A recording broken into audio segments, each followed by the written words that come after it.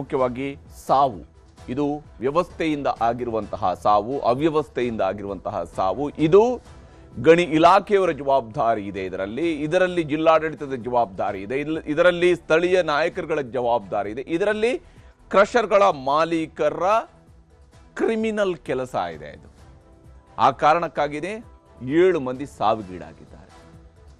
ರವಿನ ವರದಿಯನ್ನು ತೋರಿಸಿ.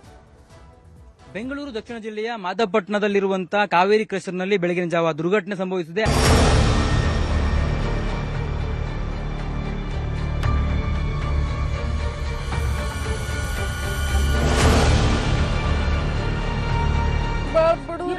ಸರ್ ನಾವು ಏನ್ ಮಾಡೋದು, ಒಟ್ಟಿ ಪಾಡಿ ಬಂದೀವಿ ಸರ್ ನಾವು ಇಲ್ಲೇ. ಸ್ಲೈಡ್ ಆಗಿ ಕೆಳಗಡೆ ಬಿದ್ದಿದೆ. ಅವ್ರ ಕಾರ್ಮಿಕರು ಕೂಡ ನೋಡ್ಕೊಂಡು ಪದೇ ಪದೇ ಈ ಥರ ಆಗ್ತಾ ಇದೆ. ನೀವು ಈ ಸಾರಿ ಕಾನೂನನ್ನ ಬಿಗಿಗೊಳಿಸಿ ಇವ್ರ ಮೇಲೆ ಕಠಿಣ ಕ್ರಮ ಆಗಬೇಕು. ಅವನ್ನ ಕೂಡಲೇ ಬಂಧಿಸಬೇಕು. ಅವ್ರಿಗೆ 50 ಲಕ್ಷ ರೂಪಾಯಿ ಪರಿಹಾರ ಕೊಡಬೇಕು. ಯಾವ ನಿರ್ದಾಕ್ಷಿಣ್ಯ ಇಲ್ಲದೆ ಕಾನೂನು ಚೌಕಟ್ಟಿನಲ್ಲಿ ಏನೆಲ್ಲ ಮಾಡ್ಲಿಕ್ಕೆ ಸಾಧ್ಯ, ಬೇರೆಯವ್ರಿಗೆಲ್ಲ ಯಾವ ರೀತಿ ನಾವು ಕಾನೂನು ಮಾಡ್ತೀವಿ ಅದೇ ರೀತಿ ನಾವೆಲ್ಲರಿಗೂ ಮಾಡ್ತೀವಿ.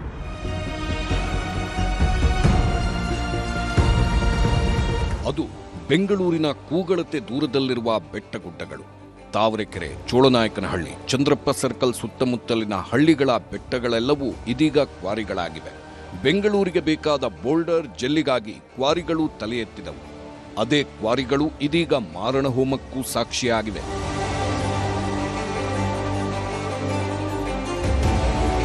ಬೆಳಿಗ್ಗೆ ಸುಮಾರು 7:30 ಸಮಯ ಮಾದಪಟ್ಟಣ ವ್ಯಾಪ್ತಿಯ ಕ್ವಾರಿಯಲ್ಲಿ ನೀರಿನ ಬದಲು ರಕ್ತದ ಕುಳಿಯೇ ಹರಿದಿತ್ತು.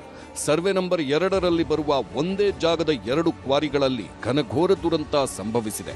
ಬೆಟ್ಟದ ಬುಡದಲ್ಲಿ ಕಾವೇರಿ, ಬೆಟ್ಟದ ಮೇಲೆ ಬಸವೇಶ್ವರ ಕ್ವಾರಿಗಳಿವೆ. ಎರಡಕ್ಕೂ ಬೇರೆ ಬೇರೆ ಮಾಲೀಕರು. ಮೇಲಿನ ಬಸವೇಶ್ವರ ಕ್ರಷರ್ನಲ್ಲೂ ಕೆಲಸ ನಡೆಯುತ್ತಿತ್ತು, ಕೆಳಗಿನ ಕಾವೇರಿ ಕ್ರಷರ್ನಲ್ಲೂ ಕೆಲಸ ನಡೆಯುತ್ತಿತ್ತು. ಆದರೆ ಯಾವುದೇ ಸುರಕ್ಷತಾ ಕ್ರಮಗಳಿಲ್ಲದ ಕಾರಣಕ್ಕೆ ಬಸವೇಶ್ವರ ಕ್ರಷರ್ನಿಂದ ಬಂಡೆ ಕುಸಿದು ಬಿದ್ದ ಕಾರಣಕ್ಕೆ ಕಾವೇರಿ ಕ್ರಷರ್ನಲ್ಲಿದ್ದ ಕಾರ್ಮಿಕರು ಸತ್ತಿದ್ದಾರೆ. 16 ಜನ ಕಾರ್ಮಿಕರು ಕೆಲಸ ಮಾಡ್ತಿರ್ತಕ್ಕಂಥ ಸ್ಥಳದಲ್ಲಿಯೇ ಏಕಾಏಕಿ ಬಂಡೆ ಬಿದ್ದಂತಹ ಪರಿಣಾಮವಾಗಿ ಈ ಒಂದು ದುರ್ಘಟನೆ ಸಂಭವಿಸಿದೆ. ಹೀಗೆ ಬಂಡೆ ಬಿದ್ದ ಪರಿಣಾಮ 7 ಕಾರ್ಮಿಕರು ಸಾವಿಗೀಡಾಗಿದ್ದು 5 ಗಾಯಗಳಾಗಿವೆ. 4 ಎಸ್ಕೇಪ್ ಆಗಿದ್ದಾರೆ. ಮೃತರ ಪೈಕಿ ಒಬ್ಬರು ಯಾದಗಿರಿ ಜಿಲ್ಲೆ ಶಹಾಪುರ ತಾಲೂಕಿನ ನಡಿಯಾಳ್ ಗ್ರಾಮದ ರಾಮನಾಯ್ಕ. ಉಳಿದವರೆಲ್ಲರೂ ಹೊರರಾಜ್ಯಗಳ ಕಾರ್ಮಿಕರು. ಹೊಟ್ಟೆಪಾಡಿಗಾಗಿ ಅಸ್ಸಾಂ, ಮಧ್ಯಪ್ರದೇಶ, ಛತ್ತೀಸ್ಗಢದಿಂದ ಬಂದಿದ್ದವರು. ಛತ್ತೀಸ್ಗಢದ ಧರ್ಮೇಶ್ ಸಿಂಗ್, ಮಧ್ಯಪ್ರದೇಶದ ಸತ್ಯನಾರಾಯಣ್ ಗೌಂಡ್, ರಾಮ್ ಅವತಾರ್ ಸಿಂಗ್, ಭುವನೇಶ್ವರ್ ಸಿಂಗ್ ಗೌಂಡ್, ರಾಜೇಶ್ ಪ್ರತಾಪ್ ಚೌಧರಿ ಹಾಗೂ ಶಿವರಾಜ್ ಸಿಂಗ್ ಚೌಹಾಣ್ ಮೃತ ಕಾರ್ಮಿಕರು. ಸರ್ ನಾವು ಏನ್ ಮಾಡೋದು, ಒಟ್ಟಿ ಪಾಡಿ ಬಂದೀವಿ ಸರ್ ನಾವು ಇಲ್ಲೇ. ನಮ್ಮ ಯಜಮಾನ ದುಡಿತೀವಿ, ನಾವು ತಿಂತಿದೀವಿ ಸರ್. ಏನ್ ಮಾಡೋದು, ಹೊಲ ಇಲ್ಲ ಸರ್, ಮನೆ ಇಲ್ಲ, ಮಕ್ಕಳದು ಮದುವೆ ಮಾಡಿಲ್ಲ ಸರ್.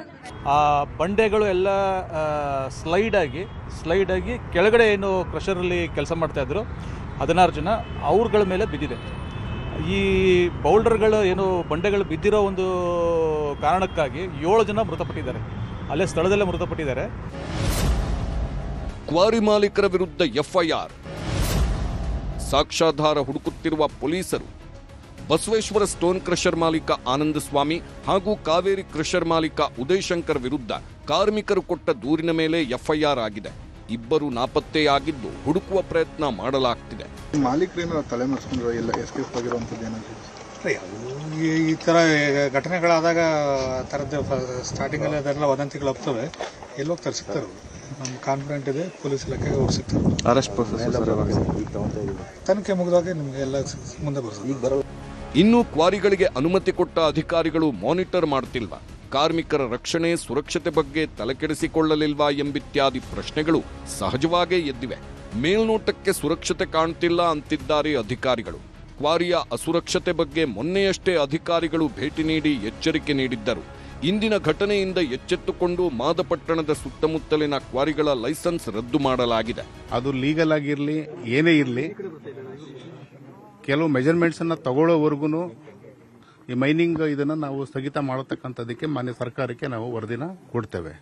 ಅಲ್ಲಿವರೆಗೂ ಯಾವುದೇ ರೀತಿಯಲ್ಲಿ ಇದು ಒಂದು ಸೇಫ್ಟಿ ಮೆಜರ್ಮೆಂಟ್ಸ್ ಏನಿದೆ ಅದ್ರ ಆಗೋವರೆಗೂ ಸಹ ಅದು ಲೀಗಲ್ ಆಗಿದ್ರೂ ಸಹ ಕೆಲಸ ಕಾರ್ಯಗಳನ್ನು ನಾವು ಸ್ಥಗಿತ ಮಾಡುವಂಥದ್ದಕ್ಕೆ ಕ್ರಮ ತಗೊಳ್ಳುವಂಥದ್ದಕ್ಕೆ ಖಂಡಿತ ನಾವು ಸರ್ಕಾರಕ್ಕೆ ಶಿಫಾರಸನ್ನು ಮಾಡ್ತೇವೆ. ಎಲ್ಲಾನು ಸುತ್ತಮುತ್ತ ಎಲ್ಲ ಸಾಹೇಬ್ರ ಮಾನ್ಯ ನಿರ್ದೇಶಕರು ಕೂಡ ನಮಗೆ ಡೈರೆಕ್ಷನ್ ಕೊಟ್ಟಿದ್ದಾರೆ. ಈಗ ಸುತ್ತಮುತ್ತ ಏನು 54 ಕ್ವಾರಿಗಳಿದಾವೆ. ಲೈಸೆನ್ಸ್ ಎಲ್ಲದನ್ನು ರದ್ದು ಮಾಡ್ತೀವಿ. ಕ್ವಾರಿಗೆ ಲೀಗಲ್ ಆಗಿ ಅವ್ರಿಗೆಲ್ಲರಿಗೂ ಲೈಸೆನ್ಸ್ ಇದೆ, ಜೊತೆಗೆ ಬ್ಲಾಸ್ಟಿಂಗ್ ಪರ್ಮಿಷನ್ಸ್ ಕೂಡ ತೊಗೊಂಡಿದ್ದಾರೆ. ಬಟ್ ಇಲ್ಲ ಒಂದು ಕಡೆ ಅವರು ಏನು ಎಂಪ್ಲಾಯೀಸ್ಗೆ ಸೇಫ್ಟಿ ಮೆಜರ್ಸ್ ತೊಗೋಬೇಕಿತ್ತು, ಎಂಪ್ಲಾಯೀಸ್ಗೆ ಆ ಸೇಫ್ಟಿ ಮೆಜರ್ಸ್ ಇಲ್ಲದ ಕಾರಣದಿಂದ ಇವತ್ತು ದುರ್ಘಟನೆ ನಡೆದಿದೆ. ಕ್ವಾರಿ ಸಾವಿನ ವಿಚಾರವಾಗಿ ರಾಜಕೀಯ ಜಟಾಪಟಿ ಕೂಡ ನಡೆಯುತ್ತಿದೆ. ಮಾದಪಟ್ಟಣ ಸೇರುವ ಯಶವಂತಪುರ ಕ್ಷೇತ್ರದ ಹಾಲಿ ಮಾಜಿ ಶಾಸಕರ ಜಟಾಪಟಿ ಜೋರಾಗಿದೆ. ಹಾಲಿ ಶಾಸಕ ಎಸ್ಟಿ ಸೋಮಶೇಖರ್ ಹಾಗೂ ಮಾಜಿ ಶಾಸಕಿ ಶೋಭಾ ಕರಂದ್ಲಾಜೆ ನಡುವೆ ಮಾತಿನ ಚಕಮಕಿಗಳು ನಡೆದಿವೆ. ಕ್ವಾರಿ ಮತ್ತು ಆಸ್ಪತ್ರೆಗೆ ಭೇಟಿ ನೀಡಿದ್ದ ಎಸ್ಟಿ ಸೋಮಶೇಖರ್ ಕುಟುಂಬಸ್ಥರಿಗೆ ಸಾಂತ್ವನ ಹೇಳಿದ್ದರು. ಆಸ್ಪತ್ರೆಗೆ ಭೇಟಿ ಕೊಟ್ಟ ಶೋಭಾ ಕರಂದ್ಲಾಜೆ ಗಾಯಾಳುಗಳನ್ನ ಭೇಟಿಯಾದರು. ಕ್ವಾರಿ ಸುರಕ್ಷತೆ ಬಗ್ಗೆ ಕೇಂದ್ರ ಕಾರ್ಮಿಕ ಇಲಾಖೆ ಅಧಿಕಾರಿಗಳ ಭೇಟಿಗೂ ಸೂಚನೆ ಕೊಟ್ಟರು. ಹಾಗೆ ತಾವು ಮಾದಪಟ್ಟಣ ಭಾಗದ ಶಾಸಕಿಯಾಗಿದ್ದಾಗ ಕ್ವಾರಿಗಳ ಸುರಕ್ಷತೆ ಬಗ್ಗೆ ಪತ್ರ ಬರೆದಿದ್ದನ್ನ ನೆನಪಿಸಿ ಸರ್ಕಾರಕ್ಕೆ ಟಾಂಗ್ ಕೊಟ್ರು. ಬೆಂಗಳೂರು ಸುತ್ತಮುತ್ತ ಅನುಮತಿ ಪಡೆದ ಕ್ವಾರಿಗಳಷ್ಟು, ಅಕ್ರಮ ಕ್ವಾರಿಗಳಷ್ಟು, ಬೆಂಗಳೂರಿನ ಹತ್ತಿರವೇ ಕ್ವಾರಿಗೆ ಅನುಮತಿ ಕೊಟ್ಟಿದ್ಯಾಕೆ? ಕ್ವಾರಿಗಳ ಸುರಕ್ಷತೆ ಕ್ರಮಗಳೇನು? ಕಾರ್ಮಿಕರ ವಸತಿ, ಆರೋಗ್ಯದ ಕಾಳಜಿ ಇದೆಯಾ? ಕ್ವಾರಿ ಧೂಳಿನ ಸಮಸ್ಯೆಗೆ ಏನು ಪರಿಹಾರ ಎಂಬಿತ್ಯಾದಿ ಪ್ರಶ್ನೆಗಳನ್ನ ಹಾಕಿ ಉತ್ತರ ಕೊಡುವಂತೆ ಸರ್ಕಾರ ಶಾಸಕರಿಗೆ ಸವಾಲು ಹಾಕಿದ್ರು. ಹಣಬಲದ ಮುಂದೆ ನನ್ನ ಮಾತು ನಡೆಯುತ್ತಿಲ್ಲ ಎಂದು ಶೋಭಾಗೆ ಸೋಮಶೇಖರ್ ತಿರುಗೇಟು ಕೊಟ್ರು. ಇದನ್ನು ಸರ್ಕಾರಕ್ಕೆ ಎಷ್ಟೇ ಬಾರಿ ಮಾತಾಡಿದ್ರು ಕೂಡ ಇದಕ್ಕೆ ಯಾರು ಗಮನವನ್ನು ಕೊಡಲಿಲ್ಲ. ಮೈನ್ಸ್ ಅಧಿಕಾರಿಗಳಿಗೆ ಮಾತಾಡಿದ್ದೀನಿ, ಮೈನ್ಸ್ ಸೆಕ್ರೆಟರಿಗೆ ನಾನು ಮಾತಾಡಿದ್ದೀನಿ, ಲೋಕಲ್ ಅಧಿಕಾರಿಗಳಿಗೆ ಮಾತಾಡಿದ್ವಿ, ಪಂಚಾಯತಿಯಿಂದ ಹಿಡಿದು ಎಲ್ಲರಿಗೂ ಮಾತಾಡಿದ್ದೀವಿ. ಲೋಕಲ್ ಮೈನ್ ಅಧಿಕಾರಿಗಳಿಗೆ ಹೇಳಿದರೆ ಯಾರೂ ಹೋಗಿ ಸೇಫ್ಟಿ ನೋಡಲ್ಲ, ಮಾಮೂಲಿ ತಗೊಂಡು ಸುಮ್ಮನೆ ಇರುವಂತ ಒಂದು ಪದ್ಧತಿ ಇಲ್ಲಿ ಬಂದಿದೆ. ನಾನು ಹೇಳ್ತಕ್ಕಂಥದ್ದು ಮುಖ್ಯಮಂತ್ರಿಗಳಿಗೆ ಒಂದೇ, ಮನಿ ಪವರ್ ಇದರಲ್ಲಿ ಯೂಸ್ ಆಗ್ತದೆ. ದಯವಿಟ್ಟು ಯಾರೇ ಆಗಲಿ ಅವ್ರನ್ನ ಅರೆಸ್ಟ್ ಮಾಡಿ. ಮನಿ ಪವರ್ ಸರ್ಕಾರ ತಲೆಬಾಗಿದೆಯಾ ಸರ್? ಸರ್ಕಾರ ತಲೆಬಾಗ್ಲಿಲ್ಲ, ಮತ್ತೆ ಯಾಕೆ ಕ್ರಮ ಕೈಗೊಂಡಿಲ್ಲ? ಕ್ರಮ ತೆಗೆದುಕೊಳ್ಬೇಕು ಅಂತ ಮುಖ್ಯಮಂತ್ರಿಗಳಿಗೆ ಪರ್ಸನಲ್ ಆಗಿ ಭೇಟಿ ಮಾಡಿ ಇಲ್ಲಿ ಬರ್ತಿದ್ದಾನೆ, ವಾಪಸ್ ಹೋಗಿ ಮುಖ್ಯಮಂತ್ರಿಗಳಿಗೆ ರಿಕ್ವೆಸ್ಟ್ ಮಾಡಿದ್ದಾನೆ. ಇದು ಹಿನ್ನೆಲೆ ಎಲ್ಲ ಕೂಡ ಹೇಳಿದ್ದಾನೆ. ಮನಿ ಪವರ್ಸ್ ಇಂದ ಏನಾಗ್ತದೆ, ಈ ಘಟನೆ ಏನಾಗಿದೆ ಅಂತ ಇಟ್ಕೊಳ್ಳಿ, ಸರ್ಕಾರ ಏನ್ ಮಾಡ್ತಾರೆ ತನಿಖೆ ಮಾಡ್ತೀನಿ, ಅದ್ ಮಾಡ್ತೀನಿ ಅಂತ ಒಂದ್ 3-4 ದಿವಸಕ್ಕೆ ನಾವು ಪದೇ ಪದೇ ಅಸೆಂಬ್ಲಿಲಿ ಹೇಳ್ಬೋದು, ಮತ್ತೊಂದು ಹೇಳ್ತಾ ಇರ್ಬೋದು, ಅದಾದ್ಮೇಲೆ ಮುಚ್ಚಿಸ್ಬಿಡ್ತೀವಿ. ಈ ಮಧ್ಯೆ ಕಲ್ಲುಕ್ವಾರಿ ದುರಂತಕ್ಕೆ ಕೇಂದ್ರ ಸಚಿವ ಕುಮಾರಸ್ವಾಮಿ ಆಘಾತ ವ್ಯಕ್ತಪಡಿಸಿದ್ರು. ಪದೇ ಪದೇ ದುರಂತಗಳು ಆಗುತ್ತಿದ್ರೂ ಯಾವುದೇ ಕ್ರಮ ಆಗ್ತಿಲ್ಲ. ಸರ್ಕಾರ ಎಲ್ಲರಿಗೆ ಬಿಸಿ ಮುಟ್ಟಿಸಬೇಕು, ಕ್ವಾರಿ ಮಾಲೀಕರು ಕೂಡ ಸುರಕ್ಷತಾ ಕ್ರಮಗಳನ್ನ ಅಳವಡಿಸಿಕೊಳ್ಳಬೇಕು ಎಂದ್ರು. ಈ ಒಂದು ಕ್ವಾರಿ ಕೆಲಸ ಮಾಡಬೇಕಾದ್ರೆ ಅದರ ಮಾಲೀಕರುಗಳಿದಾರಲ್ಲ ಅವರಿಗೆ ಬರೀ ದುಡ್ಡು ಮಾಡೋದಷ್ಟೇ ಚಿಂತನೆ. ಯಾವ ರೀತಿ ಮುಂಜಾಗ್ರತೆ ಕ್ರಮ ತೆಗೆದುಕೋಬೇಕು ಅಂತಕ್ಕಂಥದ್ದು ಇಂಥ ಒಂದು ಪ್ರಕರಣದಲ್ಲಿ ನಾವು ಇಲ್ಲಿವರೆಗೆ ನೋಡಲೇ ಇಲ್ಲ. ಆ ಕ್ವಾರಿ ಲೀಗಲ್ಲ ಇಲ್ಲೀಗಲ್ಲ ಅನ್ನೋದು ಕೂಡ ವರದಿ, ಅಫಿಷಿಯಲ್ ವರದಿನ ನಾನು ತರಿಸ್ಕೊಡ್ತೀನಿ. ಆಮೇಲೆ ಅದಕ್ಕೆ ಯಾವ ರೀತಿ ಕ್ರಮ ಕೈಗೊಳಿಸಬೇಕು ಅಂತೇಳಿ ತೀರ್ಮಾನವನ್ನು ಮಾಡ್ತೀನಿ. ಯಾಕೆಂದರೆ ಯಾವುದೇ ಕ್ವಾರಿಗಳು ನಡೆಸಬೇಕಾದ್ರೆ ಅವ್ರದ್ದೇ ಆದಂಥ ಒಂದು ನಿರ್ದಿಷ್ಟವಾದಂಥ ನಿಯಮ ಇರ್ತದೆ. ಆ ನಿಯಮ ಎಲ್ಲರೂ ಕೂಡ ಪಾಲನೆ ಮಾಡ್ತಾ ಇದ್ದಾರಾ ಇಲ್ಲ ಅನ್ನೋದು ಕೂಡ ನಾನು ಗಮನಿಸ್ತೇನೆ. ಈ ರೀತಿಯ ಪ್ರಕರಣಗಳು ಆಗದೆ ಇರತಕ್ಕಂಥದ್ದಕ್ಕೆ ಸರ್ಕಾರದಿಂದಲೂ ಕೆಲವು ಗೈಡ್ ಲೈನ್ಸ್ ಅನ್ನ ಮಾಡೋದಷ್ಟೇ ಅಲ್ಲ, ಇಂಥ ಒಂದು ಸಂದರ್ಭದಲ್ಲಿ ಈ ಖಾಸಗಿ ಮಾಲೀಕರುಗಳು ಈ ದುಡ್ಡು ಮಾಡಲಿಕ್ಕೋಸ್ಕರಲೇ ದೊಡ್ಡ ಮಟ್ಟದಲ್ಲಿ ದೊಡ್ಡ ಲಾಭನೇ ಇದೆ. ಎಲ್ಲ ಕಡೆ ರಾಜ್ಯದಲ್ಲೇ ಇದು ಒಂದು ರೀತಿ ದುಡ್ಡು ಮಾಡ್ತಕ್ಕಂಥದ್ದಕ್ಕೆ ಈ ಕ್ವಾರಿಗಳದು ಒಂದು ದೊಡ್ಡ ದಂಧೆ ಮಾಡ್ತಕ್ಕಂಥವ್ರು ಇದ್ದಾರೆ. ಅದರಿಂದ ಸರ್ಕಾರ ಇಂಥ ಒಂದು ಪ್ರಕರಣಗಳನ್ನು ಕಠಿಣವಾದಂಥ ರೀತಿಯಲ್ಲಿ ಕ್ರಮ ತೆಗೆದುಕೋಬೇಕು, ಆ ಕುಟುಂಬಗಳಿಗೆ ಹೆಚ್ಚಿನ ಪರಿಹಾರ ಕೊಡಬೇಕು ಅಂತಕ್ಕಂಥದ್ದನ್ನ ನಾನು ಡಿಮ್ಯಾಂಡ್ ಮಾಡ್ತೇನೆ. ಕೆಲ ಪ್ರೊಸೀಜರ್ ಇದೆ, ಖಂಡಿತ ಯಾರಿಗೇನು ಪರಿಹಾರ ಕೊಡಬೇಕು ಕೊಡೋಣ, ಬಟ್ ಇಂಥ ಘಟನೆಗಳು ಆಗಬಾರ್ದಲ್ಲ, ಅದು ಬಹಳ ಮುಖ್ಯ. ಪರಿಹಾರಕ್ಕಿಂತ ಇಂಥ ಘಟನೆಗಳು ಮುಂದಕ್ಕೆ ಯಾವುದೂ ಆಗಬಾರ್ದು, ಇದು ಬಹಳ ನಾವು ಜಾಗೃತರಾಗಿ ಕೆಲಸ ಮಾಡ್ತೀವಿ. ಈ ಮಧ್ಯೆ ಕ್ವಾರಿಯಲ್ಲಿನ ಕಾರ್ಮಿಕರ ಸಾವಿಗೆ ಸರ್ಕಾರವೇ ಹೊಣೆ ಎಂದರು ಬಿಜೆಪಿ ನಾಯಕರು. ಬದುಕಕ್ಕೆ ಬಂದವರು ಇವತ್ತು ಸಾವಾಗ್ತಾ ಇದ್ದಾರೆ. ಅವರ ಪೂರ್ತಿ ಮನೆಯವರು ಇಲ್ಲಿ ಬದುಕು ಅಂತ ಹೇಳಿ ಕಳಿಸಿದ್ರು. ಆದರೆ ಇಲ್ಲಿ ಸರ್ಕಾರ ಅದನ್ನು ಸಾವಿನ ಪರಿವರ್ತನೆ ಮಾಡಿದೆ. ಇದು ಒಳ್ಳೆಯದಲ್ಲ. ಸರ್ಕಾರ ಈ ಥರ ಇಲ್ಲಿಗಲ್ ಇರುವಂಥ ಇದೇನು ಮೊದಲೇ ಅಲ್ಲ.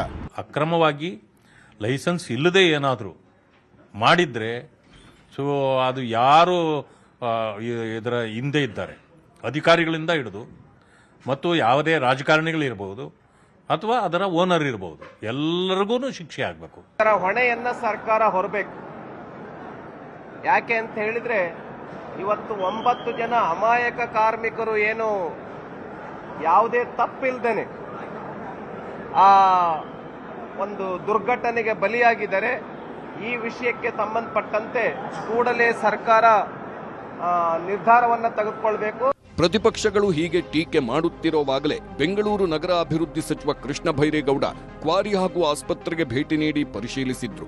ಕ್ಯಾಬಿನೆಟ್ ಸಭೆ ಮುಗಿಸಿದ ಬಳಿಕ ಸಿಎಂ ಡಿಕೆ ಶಿವಕುಮಾರ್ ಕೂಡ ರಾಜರಾಜೇಶ್ವರಿ ಆಸ್ಪತ್ರೆಗೆ ಬಂದು ಗಾಯಾಳುಗಳ ಯೋಗಕ್ಷೇಮ ವಿಚಾರಿಸಿದ್ರು. ಎಲ್ಲ ರಿಪೋರ್ಟ್ ಎಲ್ಲ ತರಿಸ್ಕೊಳ್ತೀವಿ, ಏನೇನು ವೈಲೇಷನ್ಸ್ ಇದೆ ತಗೊಂಡು ನಾವು ಮಾಡ್ತೀವಿ, ಏನು ಆ್ಯಕ್ಷನ್ ತಗೋಬೇಕೋ ತಗೋತೀವಿ. ಯಾವ ನಿರ್ದಾಕ್ಷಿಣ್ಯ ಇಲ್ಲದೆ ಕಾನೂನು ಚೌಕಟ್ಟಿನಲ್ಲಿ ಏನೆಲ್ಲ ಮಾಡ್ಲಿಕ್ಕೆ ಸಾಧ್ಯ, ಬೇರೆಯವ್ರಿಗೆಲ್ಲ ಯಾವ ರೀತಿ ನಾವು ಕಾನೂನು ಮಾಡ್ತೀವಿ ಅದೇ ರೀತಿ ನಾವೆಲ್ಲರಿಗೂ ಮಾಡ್ತೀವಿ. ರಾಜಕೀಯ ಏನೇ ಇದ್ದರೂ ಬಡಪಾಯಿ ಕಾರ್ಮಿಕರ ರಕ್ಷಣೆ, ಆಗಿರೋ ಸಾವಿನ ಹೊಣೆ ಹೊರೋದು ಯಾರು? ಬಡಪಾಯಿ ಕಾರ್ಮಿಕರ ಜೀವಕ್ಕೆ ಗ್ಯಾರಂಟಿಯೇ ಇಲ್ವ ಎಂಬ ಪ್ರಶ್ನೆ ಕಾಡುತ್ತಿದೆ. Bureau report, news 18.